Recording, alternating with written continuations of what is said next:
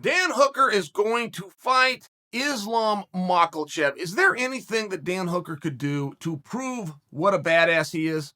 I mean, can we all agree on that? The X's and O's of that fight, let's save it.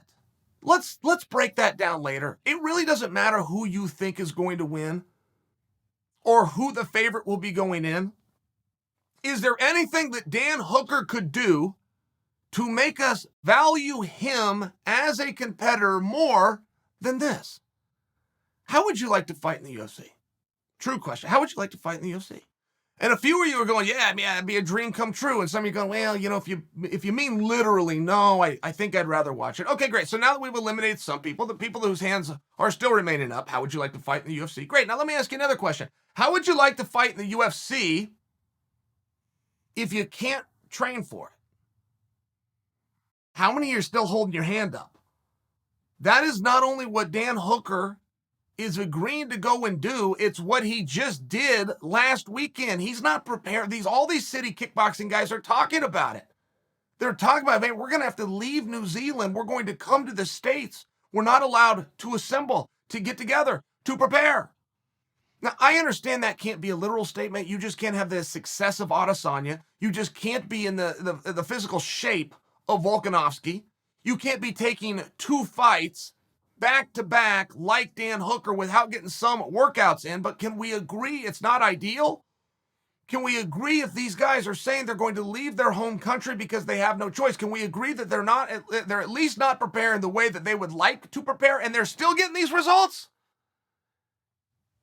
Dan Hooker, I mean, he just got one by the skin of his teeth. I mean, that's what you would think. He barely makes it into the country in time to barely get to the scale. I don't know when he slept. Must have been jet lagged, right? Grab a few hours in there, go to the arena, take care of business. By the way, gets his hand raised, calls out Benny Darush. Before he has time to get a response, another fight falls apart within his weight class, which is how Islam became available, and Dan Hooker jumps on the grenade. What more can Dan Hooker do? The guy's perfect. He comes in, he's entertaining as hell. Before he leaves, he sets something up for himself on the way out the door. He doesn't just try to look tough on camera like 90% of the guys do. He gets a call behind the scenes that none of us would have known he got, with a built-in excuse of how travel is, what training situation looks like. He brings none of it up, and this is private. He could have done it privately and still look like a tough guy in front of the world. Turns out he is a true tough guy, and now the world sees it. I mean, again, that fight, you have polarizing styles. Let's save that for another day. And as much as I'm crediting Hooker, I need to give close to that same credit to Islam. Islam's life just changed greatly as well. Islam knew he had to fight. He was preparing for it. His weight's getting under control, things like this. But he has a very different style. Just the body type of Dan Hooker juxtaposed with that of RDA. This is a very different match for Islam. And Islam's been telling anybody that will listen, anyone, anywhere, anytime. He's now been called on it and also passed the test. Everything that Hooker went through. And what does Hooker do between now and then? Where is Dan Hooker right now? And if Dan Hooker sees this, Dan, contact me. We've communicated through DM on Twitter before. Get a hold of me. My Twitter's not letting me DM you for whatever. I don't know how Twitter rules work, but all of a sudden I can't. But contact me. I want to have you on. I just want to ask you a few very simple questions. Where are you right now? Because if you're still in the States, I'm going to guess that you are going to stay in the States to not have to deal with all of these logistical issues that you had. And I believe that the fight with Islam and Dan is going to take place in Fight Island.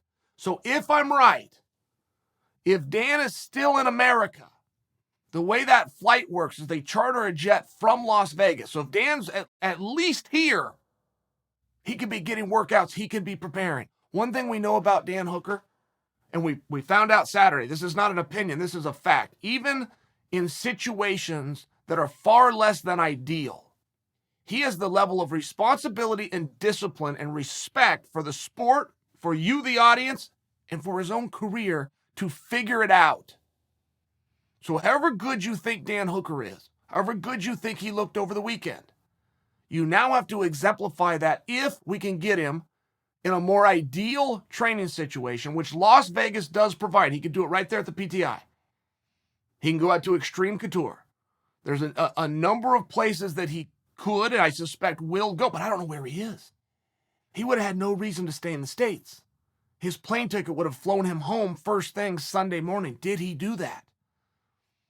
If he did do that, what's the preparation look like? Is he sure he can get out? Can he get back to Abu Dhabi? Remember the last time he went to Abu Dhabi and he had to stay there? I forget how long he was there. I call it 50 days. I know I'm wrong on that, but it might have been much more. He might have been there. There's a part of me that wants to say it was like 70 days. It was something ridiculous. He does not flinch to agree to go back through that mess again, and his only reward is he's going to get a fight. Islam Makhachev in front of the world in a steel cage. I mean, truly, is there anything that Dan Hooker could do to prove to us any more clearly he is a legit badass?